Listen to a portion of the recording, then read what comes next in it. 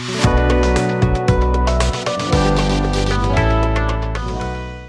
this tutorial, I will show you how to allow your users get your business location that is closest to them. This powerful feature allows businesses that have multiple locations to help their customer easily find the location near them. User shares their location inside the bot, and the bot finds the location closest to the user. To set this up, go to Find Places Near Me under Tools. Add the name of the location, the latitude, and the longitude. Go to the Flow Builder, select Action, and search for Find Location Near Me action. Let me show you.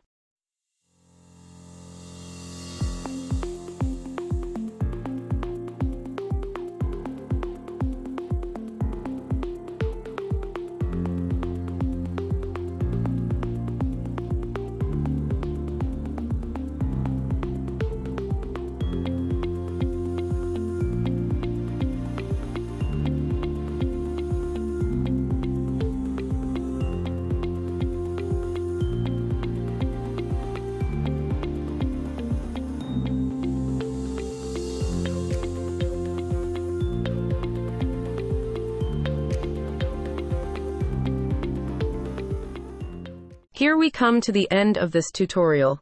Thank you for watching.